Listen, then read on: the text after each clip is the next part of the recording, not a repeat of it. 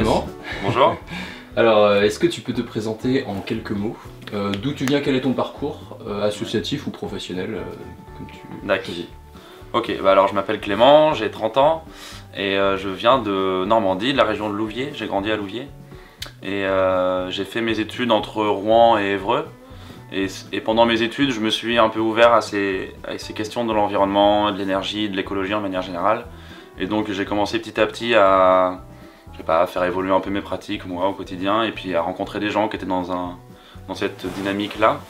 Et donc à travers mes études, je me suis spécialisé dans l'énergie, plus particulièrement dans le bâtiment, dans l'habitat. Et donc sorti de mon Master Pro, j'ai fait 3 ans et demi de conseiller info énergie. C'est un service pour aider les gens à faire des économies d'énergie dans l'habitat, à travers la rénovation, la construction neuve, mais aussi les gestes au quotidien. Et donc là, je me suis vraiment plongé dans ce réseau-là de l'écologie et qui m'a ouvert plein de nouvelles portes et donné plein de nouvelles idées. Voilà. Ok, alors maintenant, parle-nous un peu des Vagabonds de l'énergie, du projet avec François notamment. Ouais, et bah les Vagabonds de l'énergie, c'est une asso qui existe depuis 2009. C'est pas, contrairement à ce qu'on pourrait croire, quelque chose que nous on a créé, on a repris une asso qui existait déjà avant. C'est même d'ailleurs quelqu'un que j'ai rencontré grâce à mon ancien boulot. Et donc les Vagabonds de l'énergie, c'est une asso qui porte des projets de voyage sur la thématique de l'énergie, avec des valeurs de base, on va dire, communes à tous ceux qui participent. Et donc moi j'ai fait partie du 2e voyage porté par l'association. C'était un tour du monde qui a duré 1 an et demi. On est revenu en mai 2018, donc c'est encore assez récent. Et notre but c'était d'aller rencontrer des gens, découvrir et étudier des projets à échelle locale, des projets de transition énergétique. Donc majoritairement c'est du développement d'énergie renouvelable, mais il y a aussi des actions sur la sobriété énergétique ou de l'efficacité ou d'autres choses. Et donc des projets à échelle locale avec une dimension d'implication des citoyens. C'est-à-dire que nous on croit beaucoup au pouvoir de l'économie collaborative qui met autour de la table à la fois aussi bien les citoyens que les élus, que les entreprises et toutes ces personnes qui sont concernées par l'électricité et l'énergie de manière générale, parce que c'est quelque chose qui nous touche tous au quotidien, même si on ne s'en rend pas toujours compte. Et donc c'est important qu'on se mette tous autour de la table pour discuter des projets. Et on avait cette idée-là en tête en partant, que plus toutes les parties concernées par un projet sont mises autour de la table le plus tôt dans la conception d'un projet, plus on a des chances de construire un projet qui va ressembler aux gens, qui va plaire dans le sens où il y aura moins de tensions citoyennes, d'acceptation, parce que les projets d'énergie renouvelable, parfois ça bouscule un peu les habitudes, c'est une autre façon de gérer l'énergie, c'est pas le même coût non plus, c'est des visions plus à long terme, enfin ça bouleverse quand même pas mal de choses. Et donc si on est pris au dépourvu, ou qu'on a le sentiment de ne pas avoir été consulté, comme c'est le cas dans beaucoup de projets de développement éolien par exemple, des parcs éoliens en France, et ben ça crée une grosse réaction citoyenne très vive. Et on l'a vu, il y a plein de projets qui n'ont pas vu le jour en France parce que des grosses entreprises ont essayé de passer le plus vite possible avec la mairie, et de passer en force, et puis au dernier moment on fait une petite réunion publique pour mettre au courant les habitants, et puis ça passe ou ça casse, quoi. Et dans les cas où ça passe, et ben ça continue à grogner derrière, et les gens sont pas contents, et ça crée une mauvaise image des énergies renouvelables. Et dans les cas où ça casse, c'est dommage parce qu'il y avait un potentiel et on n'a pas su l'exploiter. Donc du coup, à travers les exemples qu'on a vus dans notre voyage et la façon de restituer qu'on a aujourd'hui, on essaye un peu d'impulser cette étincelle-là pour mettre en place des projets à échelle locale, sachant que c'est quelque chose qui se fait déjà beaucoup dans certains pays, notamment en Allemagne ou au Danemark, un peu en Belgique, et encore assez peu en France, même si depuis quelques années il y a toute une mouvance quand même sur cette thématique-là. Et donc il y a déjà plus d'une centaine de projets de ce type, donc on les appelle les projets citoyens, à l'opposé des projets conventionnels, c'est-à-dire que là on est vraiment on rejoint les principes de l'économie sociale et solidaire, et puis on essaie de construire un projet tous ensemble où chacun peut s'investir personnellement, peut investir financièrement aussi. Et donc ce qui fait que des projets qui sont développés sur un territoire, qui donc ont un impact sur le territoire et génèrent des revenus parce qu'on crée de l'énergie, et que l'impact soit supporté par le territoire, et donc du coup que logiquement les revenus reviennent aussi au territoire, et pas à une entreprise qui va se faire des bénéfices dessus. Et donc c'est ce modèle-là qu'on défend, qu'on a envie de développer, et on a la chance de pouvoir s'appuyer sur pas mal d'expériences de projets qui ont été mûris depuis longtemps et qui ont vu le jour, et qui maintenant mettent en place propose des outils pour les autres qui veulent aussi le créer. Et donc plus le temps passe et plus c'est entre guillemets facile parce qu'il y a des outils qui se créent, des gens pour accompagner, des retours d'expérience qui mettent en confiance. Et donc après voilà, plus c'est facile de débloquer une assurance, de trouver une banque qui veut bien s'engager dans des projets comme ça, etc. Et donc voilà, on est principalement actif sur la métropole de Rouen, mais aussi on intervient tout autour et dans d'autres régions aussi. Mais sur la région de Rouen, il y a sans doute un projet qui verra le jour dans les prochains mois ou prochaines années là-dessus, parce qu'on a constaté qu'il y avait beaucoup d'acteurs qui entendent parler de ce genre de projet et qui ont envie de faire quelque chose. D'accord. Est-ce que tu peux nous évoquer, parce qu'à la base, en fait, c'est ton voyage qui a créé des déclics et finalement une prise de conscience et maintenant tu t'engages là-dessus au niveau local à Rouen. Ouais. Quel a été peut-être le projet le plus à l'image de ce que tu veux faire à Rouen ici, que tu as découvert dans un autre pays? C'est difficile parce qu'on est dans parfois des cultures qui sont assez loin de la nôtre, donc on n'a pas forcément de projet équivalent vraiment similaire. Mais je peux parler par exemple d'un projet que je suis en train de monter en ce moment, un reportage vidéo qu'on est en train de finir.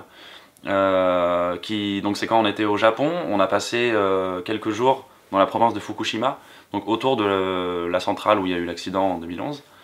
Et on est allé là-bas parce qu'on avait appris en se renseignant qu'il y avait un groupe d'agriculteurs qui s'était organisé entre eux pour installer des panneaux solaires. C'est-à-dire qu'après l'accident, d'une part, les locaux veulent plus du nucléaire parce qu'ils ont compris que c'était dangereux et que c'était pas la meilleure façon de se fournir en énergie.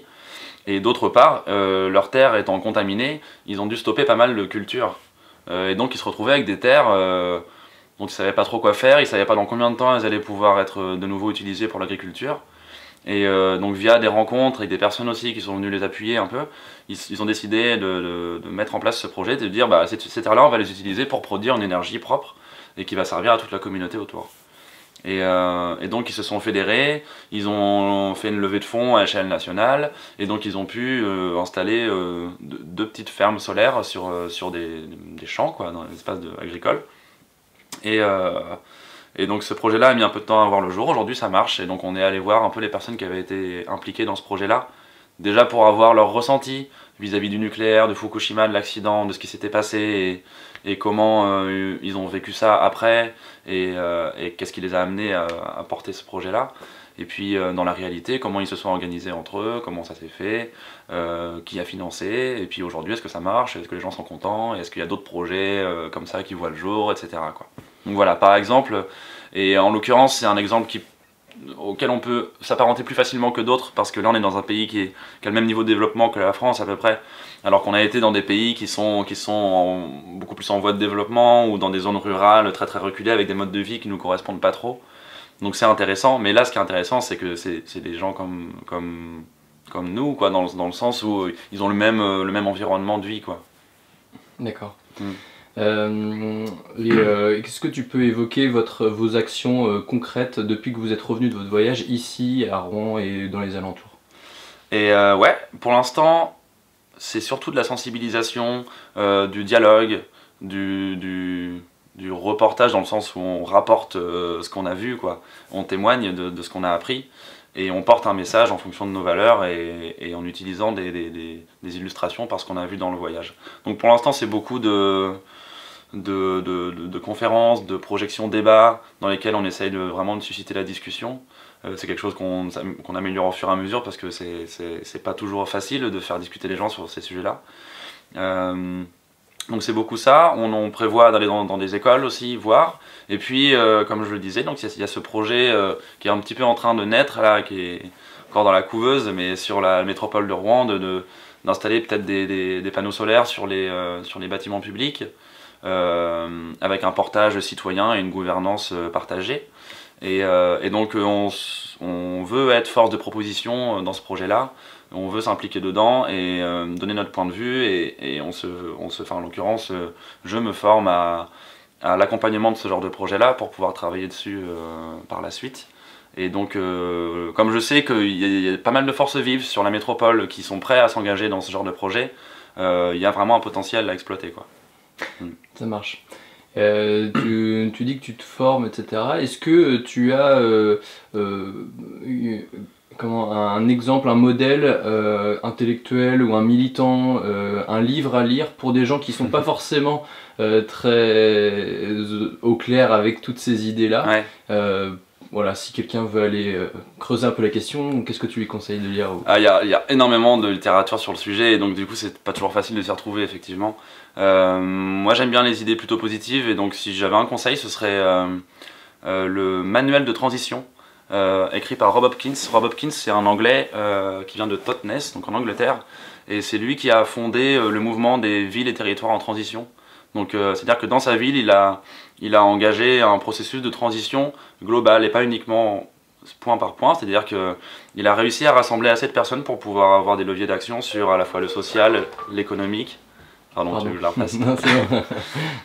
Il a su s'entourer de personnes et développer des projets autour du social, de l'écologie, de la mobilité, et de l'agriculture, de plein de choses. Et après, il a un peu exporté son savoir-faire en accompagnant d'autres territoires en Angleterre sur ce genre de sujet. Aujourd'hui, le mouvement des villes et des territoires en transition, il est mondial, il représente plusieurs centaines de villes qui se sont engagées, dont plusieurs en France. Et donc il a écrit ce bouquin qui est le manuel de transition et qui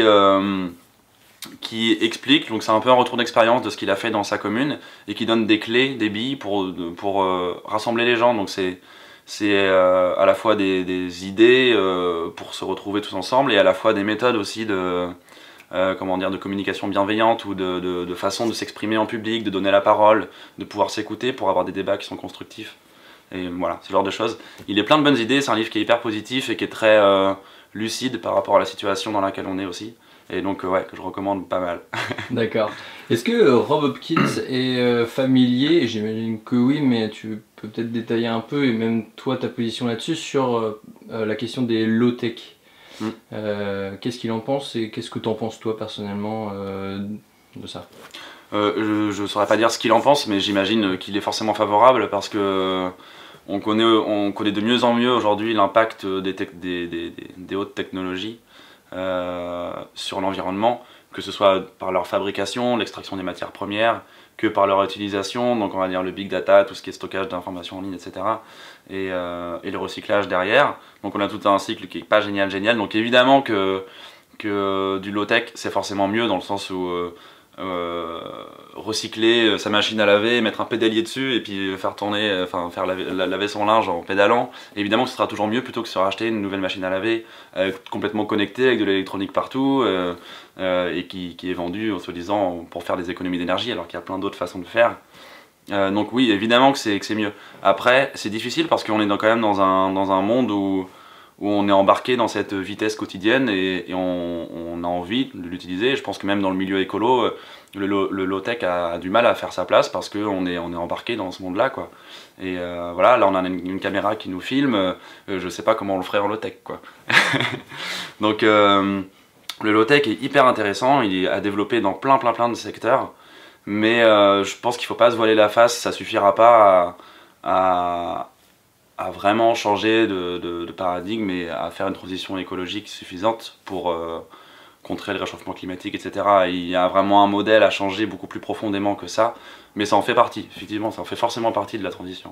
Et tu parles de ce nouveau modèle, comment toi tu t'inscris là-dedans, comment tu vois ce nouveau modèle, plus largement finalement, comment tu vois notre monde dans l'idéal dans 20 ou 30 ans, quoi.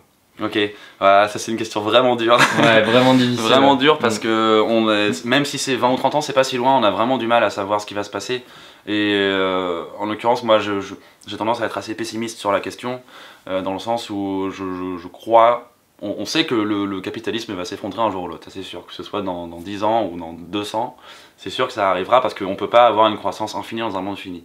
Et la question c'est quand est-ce que ça arrivera et comment il faut s'y préparer et à quoi il faut s'attendre vraiment. Enfin, et ça c'est très dur de répondre à ces questions-là, mais vu la vitesse à laquelle vont les choses et vu l'inaction globale, parce qu'il y a une inertie phénoménale dans le monde qui fait qu'on n'arrive pas à changer, quoi. Grosso modo, les politiques ont beau faire des discours, dans le réel il n'y a rien du tout qui change, c'est des micro-gouttes d'eau. On va forcément aller vers quelque chose de pas rigolo dans les prochaines décennies. J'ai du mal à savoir dire quand. Ce qui est sûr, c'est que ça arrivera et qu'aujourd'hui on est sans doute trop embarqué dans ce système-là pour pouvoir se dire non, non, ça va le faire, on va descendre tranquillement de modèle et puis ça va se passer dans la douceur. Ça se passera sans doute pas dans la douceur, mais c'est difficile de dire quand ça se passera. Donc je reste assez optimiste dans le sens, enfin optimiste volontaire dans le sens où je pense pas qu'il faille arriver au discours de bon bah ça arrivera donc de toute façon on est foutu donc on fait rien. Non, on va pas tous mourir pour autant et donc on peut se préparer à un après. Et donc plus on anticipe ce changement, donc il y en a pas mal qui parlent d'effondrement, même si c'est un terme qui peut faire peur, c'est quand même un peu ça qui va se passer d'une certaine mesure.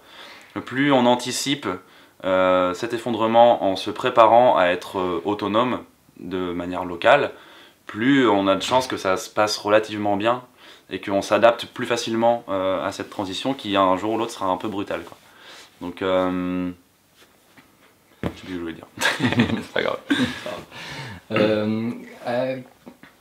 Est-ce que tu conseillerais à quelqu'un, un Rouennais par exemple qui habite en ville juste à côté là, qu'est-ce que tu lui conseillerais de faire peut-être pour commencer une transition, quelqu'un qui n'est pas forcément écolo, comme ça là, dans le domaine peut-être de l'énergie?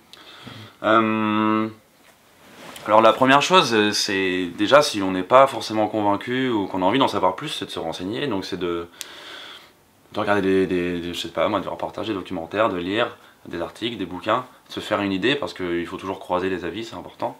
En général quand on commence à faire ça rapidement on se rend compte que être écolo c'est pas juste trier ses déchets, dans le sens où on peut aller beaucoup plus loin dans la démarche en tant que citoyen, c'est-à-dire que on croit souvent que que l'action elle est forcément politique pour qu'elle soit d'envergure. On a en fait une forte possibilité d'action en tant que citoyen sur la politique, dans le sens où tous nos choix de consommation quotidien, ils ont une influence sur la politique. Et donc pour moi, un des actes les plus forts, c'est de choisir où on met son argent, à qui on donne son argent, parce que c'est l'argent qui fait qu'on développe des projets, tel ou tel type de projet. Donc si on choisit à qui on donne son argent, par exemple, une banque, la banque va utiliser l'argent que je lui prête, enfin que je mets sur le compte, elle va l'utiliser pour financer des projets.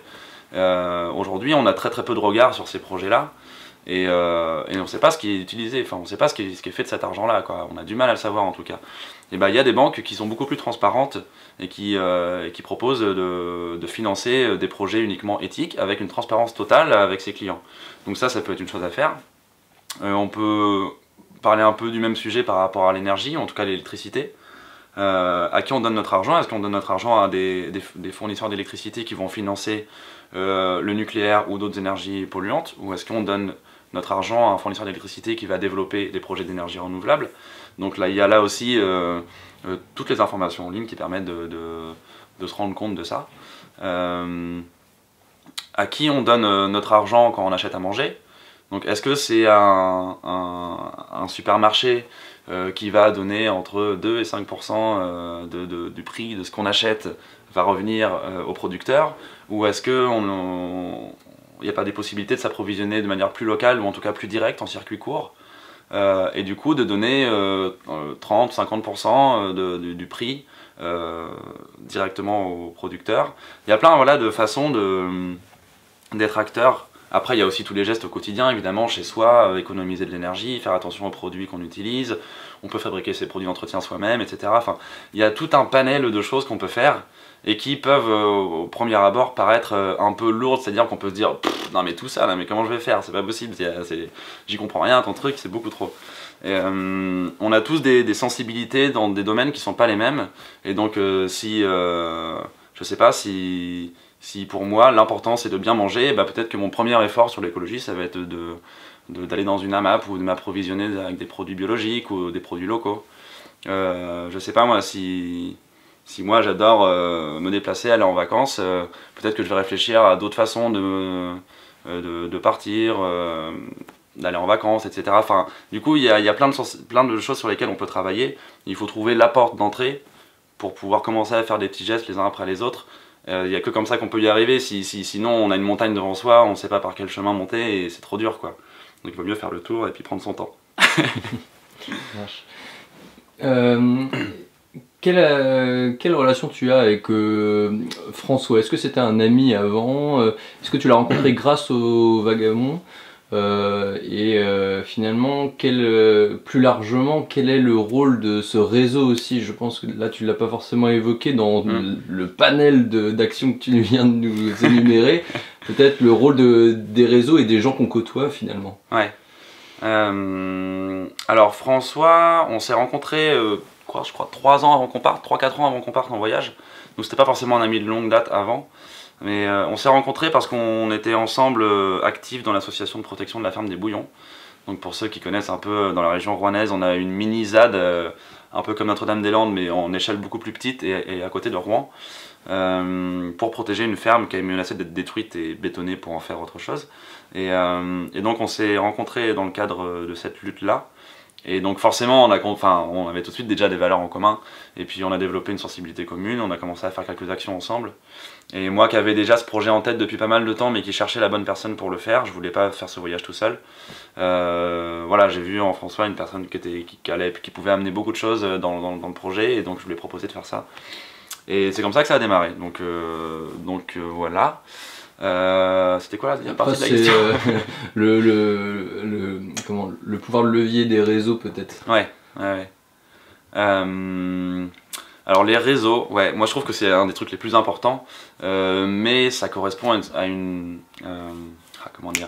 à un tempérament, c'est-à-dire que c'est très puissant le réseau, quoi. Si on se fait du réseau, si on se fait beaucoup de contacts dans plein de domaines, le réseau appelle le réseau, et le réseau amène des projets, et amène des sollicitations, et plus il y a des sollicitations, plus après on rentre dans un cercle que moi je trouve vertueux, parce qu'on rencontre plein de gens, on reçoit plein d'informations, donc ça donne des idées, et donc après on a envie de développer de nouvelles choses, et on rentre dans un engrenage qui peut être très prenant, dans le sens où ça peut prendre beaucoup de temps et d'énergie, mais je trouve ça passionnant, et on arrive à développer des choses hyper sympas.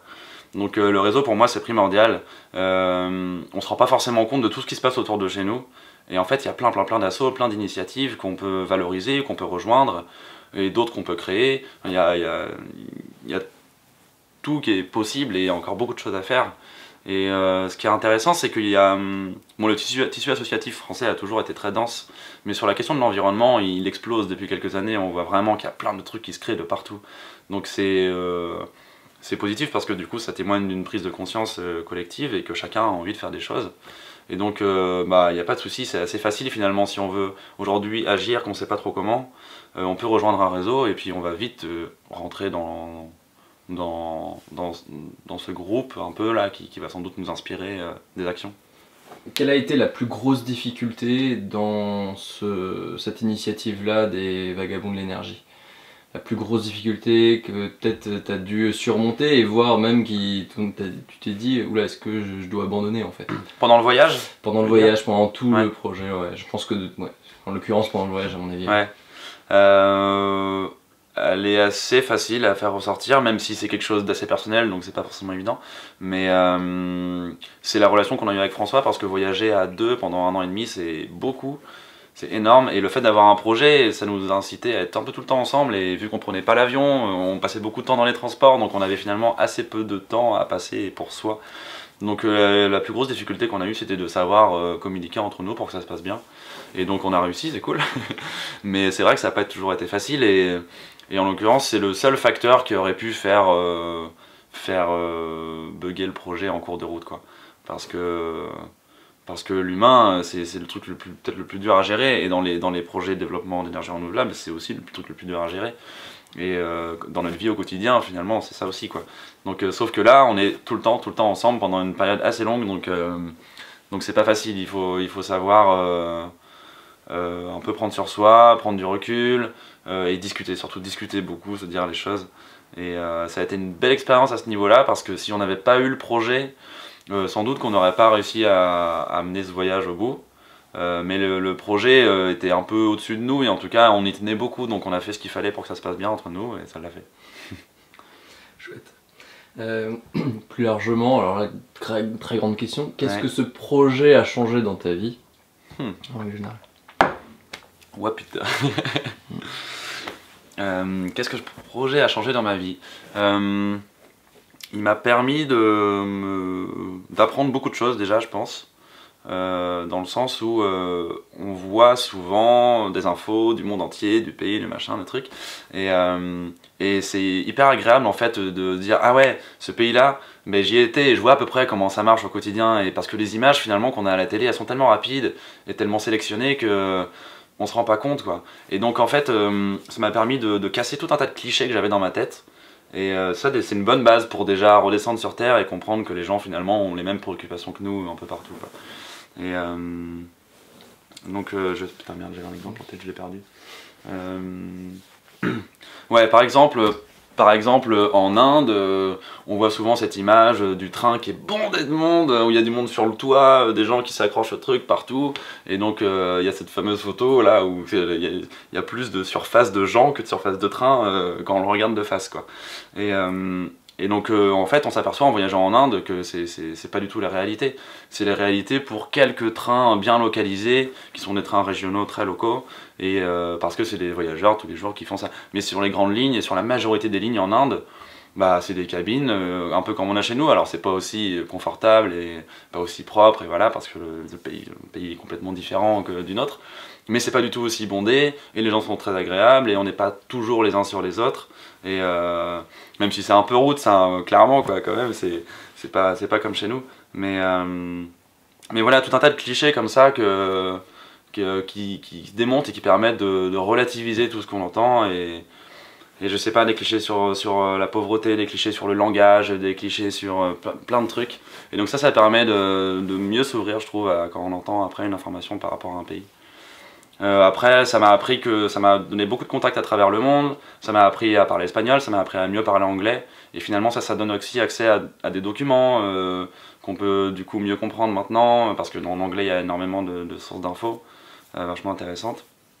Donc moi j'ai pas l'impression que ça ait bouleversé ma vie, mais que ça m'ait rempli de plein de savoirs et plein de nouvelles envies qui sont positives, je trouve.